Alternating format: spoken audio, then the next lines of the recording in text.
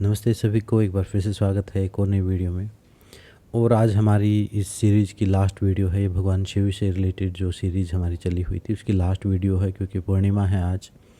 मतलब ये सावन का महीना हमारा समाप्त हो जाएगा और उसके बाद कल से जो है नेक्स्ट टॉपिक हम लेंगे। नेक्स्ट जो वीडियो जो रहेंगी हमारी वो गुरु गोरखनाथ से रिलेटेड रहेंगी, क्योंकि भगवान शिव का जो अगला जो अवतार है, ये जो पूरी शिक्षा जो हम तक पहुंची है उसमें गुरु गोरखनाथ का बड़ा महत्वपूर्ण योगदान रहा है। इस योग का विज्ञान हो चाहे वो तंत्र का विज्ञान हो, पूरा गुरु गोरखनाथ जो है मुख्य गुरु हैं इनके। तो शिव के बाद जो अगला जो तत्व आता है वो गुरु तत्व आता है, क्योंकि गुरु तत्व एक ऐसा तत्व है जो उस शिव तक पहुंचाने में काम आता है हमें। मतलब वो जो कबीरदास का दोहा है कि गुरु गोविंद दो खड़े काके लागू पाए, बलिहारी गुरु आपनो जो गोविंद दियो दिखाए। मतलब गुरु के बिना जो है गोविंद को मिलना या शिव को मिलना, उस परमात्मा से को समझना जो है वो पॉसिबल नहीं है। तो इसके बाद जो तत्व लेंगे वो गुरु तत्व को लेंगे, और गुरु तत्व के बारे में, गुरु गोरखनाथ की शिक्षाओं के बारे में हम गोरख ज्ञान के नाम से उस सीरीज को शुरू करेंगे। आज की जो इस वीडियो में हम जो अभी तक जो सीखा है हमने, उस पूरी सीरीज़ का जो सार मैं आपको बताता हूँ कि क्या है। इस पूरी सीरीज़ में हमने शिव तत्व को समझने की कोशिश की है, और थोड़ा सा अलग हट के एक कॉन्सेप्ट मैंने दिया। एक कॉन्सेप्ट आपको पता है, पहले ही सबको पता है वो। उस कॉन्सेप्ट से थोड़ा हट के मैंने आपको बताया है कि एक नई समझ ताकि आपको प्राप्त हो, ताकि एक देखने का एक नज़रिया थोड़ा सा चेंज हो और चीज़ों को अलग ढंग से आप प्रयोग करना शुरू करें। शिव को हमने जाना कि निराकार से जो साकार रूप में प्रकट हो रहा है। मतलब हर ये जो प्रकृति, ये जो पूरी सृष्टि जो प्रकट हो रही है, ये शिव का ही रूप है। एक तत्व निराकार था, उस निराकार से वो धीरे धीरे साकार रूप में प्रकट हुआ है। तो अगर सार आपको जानना है तो आप ये समझो कि अगर हम मान लो इसके किसी एक अंश की पूजा करेंगे, किसी एक अंश की पूजा करें, मान लो हम किसी एक मूर्ति की पूजा करें, हम किसी एक छोटी से तत्व की पूजा करें, तो वो उसका रूप है, लेकिन उसका पूरा कॉन्सेप्ट उसमें नहीं समा सकता। मतलब अगर हम सिर्फ एक मूर्ति पूजा के ऊपर ही डिपेंड हो जाए, तो मेरा मानना ये है कि हमें जो शिव तत्व को जानना है तो हमें उस निराकार को ध्यान में रख के फिर साकार की पूजा आप कर सकते हैं। अगर आप साकार की पूजा कर रहे हैं कोई प्रॉब्लम नहीं है, ये अपोजिट नहीं है, ये एक ही सिक्के के दो पहलू हैं। आप मूर्ति से शुरू करो, धीरे धीरे उस निराकार तक पहुंचने की कोशिश करो, तो आप समझो कि असली शिव की प्राप्ति हो सकती है आपको। अगर सिर्फ एक ही मेथड को, सिर्फ एक ही जो प्रयोग है उसको उसी रूप में लगातार सिर्फ एक पत्थर की मूर्ति के ऊपर आप डिपेंड हो जाएंगे, तो ये थोड़ा सा मुश्किल काम है। ये गुलामी जैसा काम है, ये फ्रीडम नहीं देगा, ये आज़ादी नहीं देगा आपको। शुरुआत आप मूर्ति से करें। जैसे नर्सरी क्लास में जो बच्चे हैं वो पुस्तक पढ़ रहे हैं, उसमें पिक्चर्स हैं, उसमें आ अनार है, आ आम है, लेकिन बाद में वो पिक्चर्स हट जाती हैं। तो ऐसे ही मूर्तियों का और जो मेथड्स दिए हुए हैं हमारे ऋषियों ने, उनका भी एक लेवल तक काम है, उसके बाद उसको छोड़ के उससे कुछ अलग समझना है। जब शिव की पूजा शिव में आपका इंटरेस्ट क्रिएट हो जाए शुरुआती स्तर पर, तो आप मूर्ति पूजा कर सकते हैं, पूजा आरती कर सकते हैं, सब कुछ कर सकते हैं, लेकिन साथ साथ में शिव का दिया हुआ ज्ञान भी आप पढ़ें, उनके दिए हुए योग के अभ्यास भी आप करें, उनके दिए हुए ध्यान के अभ्यास भी आप करें, उनसे रिलेटेड जो मंत्र हैं, स्तोत्र हैं, उनका पाठ आप करें। तो आप देखेंगे कि बुद्धि खुलेगी और उस लेवल तक आपकी विजडम, आपका ज्ञान, आपकी समझ पहुंच पाएगी कि आप उस तत्व को समझ पाएँ। और वही असली में उस तत्व को समझना ही शिव की प्राप्ति है। शिव की प्राप्ति ये नहीं है कि किसी दिन शिव हमारे सामने आके खड़े हो जाएं, फिल्मों में हम जैसे देखते हैं कि बताओ क्या वरदान चाहिए। ऐसा नहीं। जिस दिन शिव तत्व को समझ लिया उस दिन कुछ भी असंभव हमारे लिए होगा ही नहीं, उस वरदान की हमें ज़रूरत ही नहीं होगी। और शिव जो डिस्ट्रॉयर के रूप में हम मानते हैं, शिव को जो मुक्तिदाता के रूप में मानते हैं, वो मुक्ति देता है हमारे अंदर की वासनाओं से, काम क्रोध लोभ मोह से, वहाँ से मुक्ति देता है, अंदर के अटैचमेंट्स को तोड़ता है। तो वो और तभी हम शिव मुक्त होते हैं। हम ऑलरेडी शिव हैं ही, लेकिन जब उस शिव को समझते हैं, उस शिव में हमारा इंटरेस्ट क्रिएट होता है, उससे रिलेटेड हम ज्ञान को पढ़ते हैं, उनसे रिलेटेड स्वाध्याय करते हैं, उनसे रिलेटेड अभ्यास करते हैं, साधना करते हैं। किसी भी साधना विधि को आप शुरू कर सकते हैं। आप ABC से शुरू कर सकते हैं, या थोड़ा एडवांस साधक उस तरीके से किसी योग्य गुरु के अंडर में रह के आप प्रैक्टिस या साधना कर सकते हैं। लेकिन जो शुरुआत आपको करनी है वो कहीं प्रैक्टिस से शुरुआत करनी पड़ेगी। सिर्फ सोचने से, या सिर्फ श्रद्धा हो जाने से, या सिर्फ समर्पण हो जाने से, या सरेंडर हो जाने से एक भूमिका बन जाती है, लेकिन थोड़ा कदम आपको बढ़ाना पड़ेगा उस दिशा में। अगर आप सोचें कि मैं तो सुप्रीम, जैसे मैंने देखा है कि लोग बोलते हैं कि हम तो बस भगवान को मानते हैं और वो ऐसा बोल के बस मान लिया, मतलब उनका काम ख़त्म हो गया। अब वो कुछ नहीं करेंगे, अब ना वो कोई अभ्यास करेंगे, ना वो कोई ध्यान करेंगे, ना कोई वो मंत्र करेंगे, ना कुछ भी नहीं करेंगे, कोई कुछ भी नहीं करेंगे। कहते हैं जी हम तो उस निराकार परमात्मा को मानते हैं। तो उससे कुछ भी नहीं होने वाला है। वो जो मानना है वो किसी भी काम नहीं आने वाला है। मानना एक फाउंडेशन क्रिएट कर देगा कि अब हाँ आप मानते हैं, तो अब मानना शुरू कर दिया आपके शिव के अंदर, मान लो आपकी श्रद्धा उत्पन्न हो गई, तो अब आगे क्या? आगे आपको एक कदम बढ़ाना पड़ेगा। अब आप चाहे मूर्ति पूजा से शुरू करो, चाहे निराकार से शुरू करो, या जो भी मार्ग आपको उपयुक्त लगता है, या सिर्फ योग से ही शुरू कर दो। मेरे लिए मैंने योग के मार्ग को अच्छा पाया है। मैंने पाया है कि अभी इतना ज़्यादा मिसकंसेप्शन और इतनी ज़्यादा विभिन्नताएं हो चुकी हैं कि हम एक मेथड फॉलो करेंगे तो दूसरा उसको गलत बता देगा, दूसरा करेंगे तो तीसरा उसको गलत बता देगा। तो उससे अच्छा ये है बाह्य साधनों का कम से कम उपयोग करके अपने अंदर बैठे शिव को योग के अभ्यास के द्वारा, प्राणायाम के अभ्यास के द्वारा, ध्यान के अभ्यास के द्वारा जगाने की कोशिश की जाए। सेल्फ केयर से शुरू किया जाए, अपना शरीर का ध्यान रखा जाए, अपने भोजन का ध्यान रखा जाए, वहाँ से सात्विक तत्व को जागृत किया जाए, प्राणायाम का अभ्यास किया जाए। प्राणायाम का जो अभ्यास है, अगर कोई मुझसे पूछे कि मुझे आध्यात्मिक प्रैक्टिस करनी है, मुझे परमात्मा से मिलना, तो सबसे पहले मैं क्या करूं? तो मैं सबसे पहला जो अभ्यास, सिर्फ एक अभ्यास मैं बताऊं तो प्राणायाम का अभ्यास। कपालभाति से ही शुरू कर सकते हो। कपालभाति से शुरू कर दो, थोड़ा बहुत त्राटक का अभ्यास करो। त्राटक क्यों? त्राटक स्थिरता के लिए, क्योंकि अगर स्थिरता नहीं होगी तो आज कुछ करेंगे, कल कुछ करेंगे, परसों कुछ करेंगे, फिर उसको छोड़ देंगे। तो स्थिरता के लिए त्राटक करो और फिर कपालभाति का अभ्यास करो। कपालभाति आपके अंदर एक स्पेस क्रिएट कर देगा, एक जगह क्रिएट कर देगा। यानी सिर्फ एक्सेल का अभ्यास करो, और जैसे ही आप थोड़े खाली होना शुरू हो जाएंगे, मन की चंचलता थोड़ी शांत हो जाएगी, तो वो शिव तत्व तो अवेलेबल ही है। आपको अनुभूति होनी शुरू हो जाएगी शून्यता की, आपको अनुभूति होनी शुरू हो जाएगी। उसके बाद आप ओम का उच्चारण करके, भ्रामरी करके, इनके द्वारा आप उस तत्व के साथ अपने आप को ट्यून इन कर सकते हैं। इतना सिंपल है, इतना सरल है, किसी बाह्य साधन की ज़रूरत ही नहीं है। अगर आपको ऐसा लगता है कि मेरी चेतना ऐसी नहीं है कि मैं ये सब कर सकूं, या मुझे किसी बाह्य साधन की ही ज़रूरत है, तो फिर कोई भी पूजा पाठ विधि विधान प्रॉपर तरीके से सीख के एक योग्य गुरु के अंडर में उसको आप प्रैक्टिस करें। वो गलत नहीं है, वो उसके भी स्टेप्स हैं। जो हम पूजा करते हैं घर में, उसको आप ढंग से सीखिए।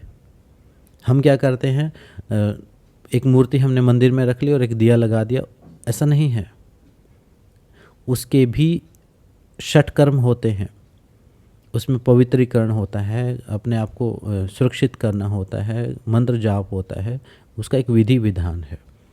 उस विधि विधान को किसी अच्छी पुस्तक से सीख लो या किसी अच्छे योग्य गुरु से सीख लो। फिर आप उसमें जल चढ़ाओ, जो भी शिवलिंग को कुछ अर्पण करते हैं, वो सब चीज़ें आप कर सकते हैं। वो प्रॉपर एक सिस्टम है।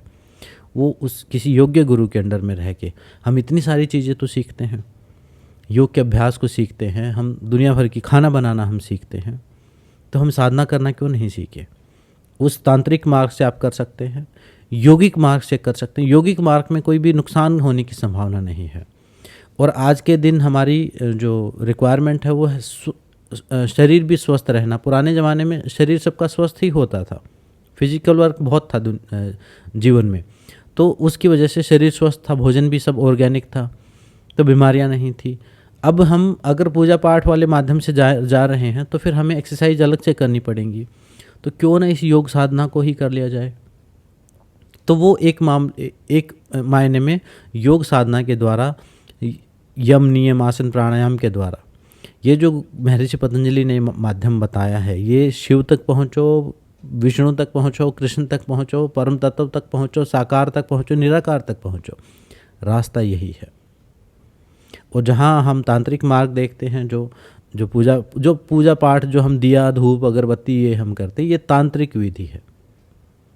भक्ति योग जो है वो एक डिफरेंट चीज़ है, ये तांत्रिक विधि है जो हम घर में पूजा पाठ करते हैं।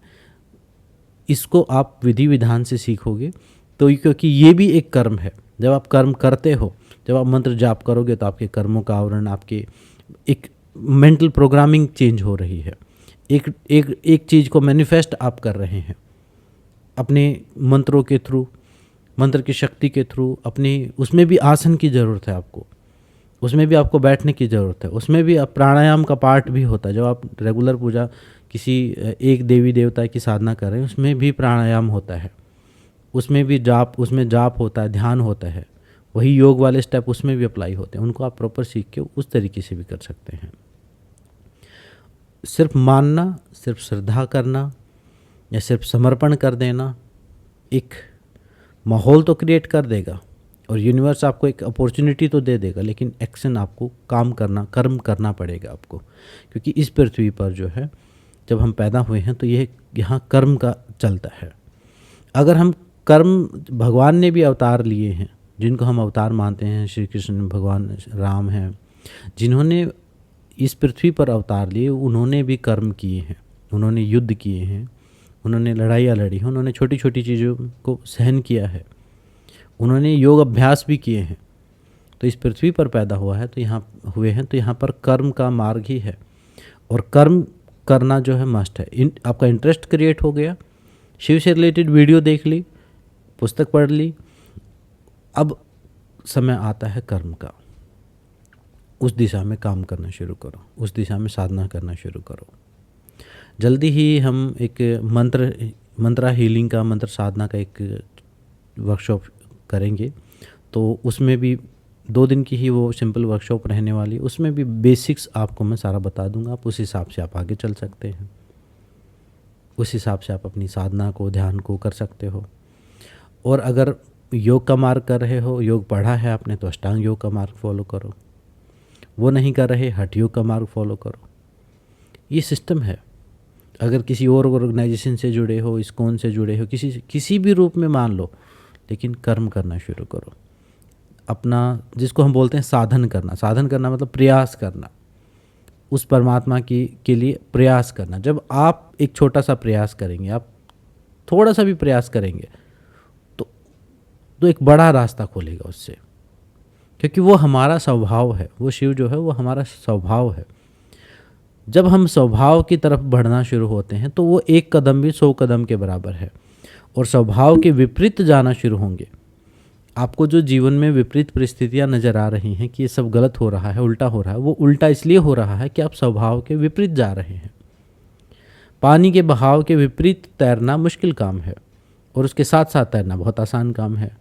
तो जब भी आप जीवन में हार्ड टाइम महसूस करते हैं या किसी काम में बाधा, आप बोलते हैं कि कुछ बाधा आ रही है, कुछ रुकावट आ रही है काम में, तो समझो आप अपने स्वभाव के विपरीत कुछ करने की कोशिश कर रहे हैं, इसलिए बाधा या रुकावट आपको महसूस हो रही है। वो जब आप स्वाभाविक स्थिति में जाएंगे, अगर आप कुछ भी ना करें, जैसे जेन मेडिटेशन होता है, आप कुछ भी ना करें, आप शांति से बस बैठ जाएं।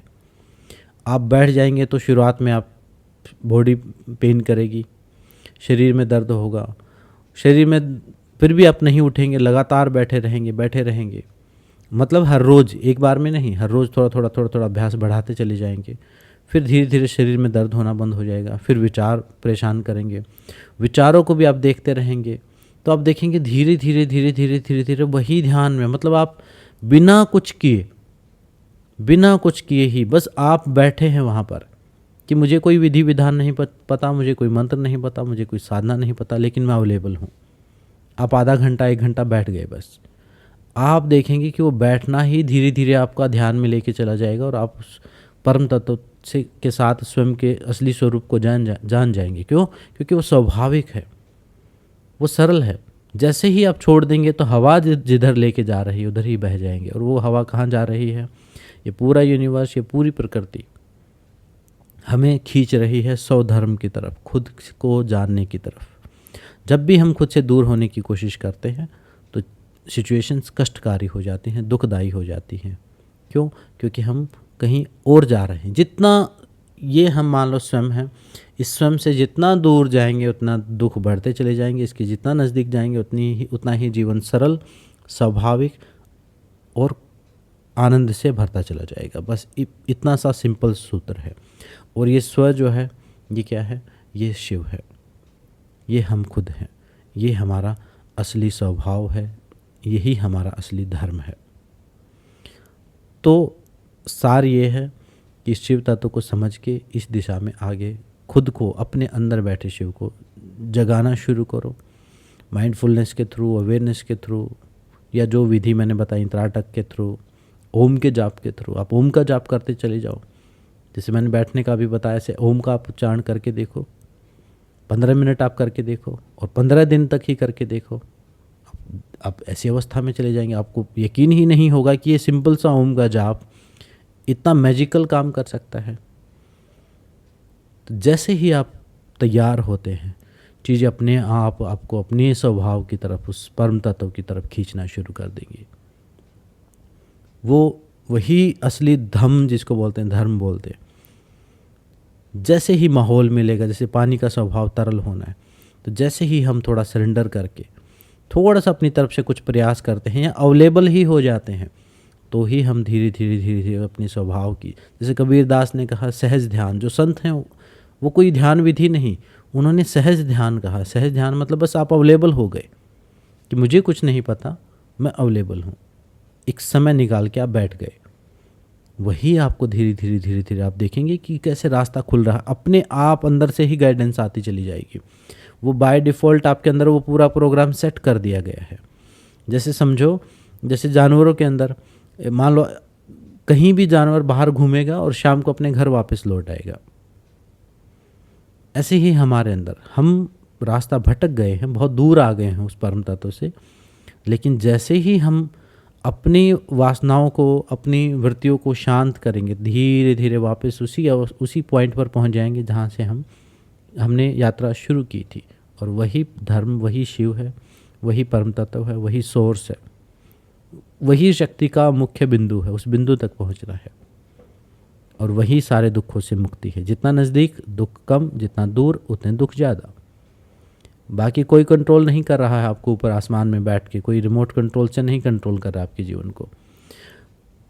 ग्रह नक्षत्रों को कोई इंटरेस्ट नहीं है आप में परेशान करने में, लेकिन आप धर्म से दूर जाएंगे तो प्रोग्रामिंग ऐसी है, ये पूरा यूनिवर्स का जो स्ट्रक्चर है वो ऐसा बना हुआ है कि जो अपने स्वभाव की तरफ लेके जा रहा है वो आप वहाँ सपोर्ट होगी, जो अपने से दूर जा रहा है वहाँ कष्ट बढ़ता चला जाएगा। मतलब एक समझो, एक रस्सी से बंधे हुए हैं हम, वो रस्सी से जितना दूर जाएंगे उतनी वो रस्सी टाइट होती चली जाएगी, दूर जाना मुश्किल होता चला जाएगा। और जितना नज़दीक आएंगे उतना सरलता से, सहजता से, धीरे धीरे जीवन आसान होता चला जाएगा। यही मुख्य सार है, यही साधना है। उस अपने केंद्र की तरफ आने की कोशिश करो, यही पर शिव है। तो आज की इस वीडियो में इतना ही, मिलते हैं नेक्स्ट वीडियो में। और अब हम आगे सीरीज शुरू करेंगे गुरु गोरखनाथ की शिक्षाओं के बारे में, और काफ़ी इंटरेस्टिंग होने वाली है वो। मंत्र हीलिंग, मंत्र साधना का जो जल्दी ही एक वर्कशॉप होगी, उसमें वो मैं अनाउंस कर दूंगा, हर ग्रुप में डाल दूंगा, तो उसमें आप जुड़ना चाहें तो जुड़ सकते हैं। तो आज की इस वीडियो में इतना ही, मिलते हैं नेक्स्ट वीडियो में। सबका धन्यवाद, सबका नमस्ते। ओम नमः शिवाय।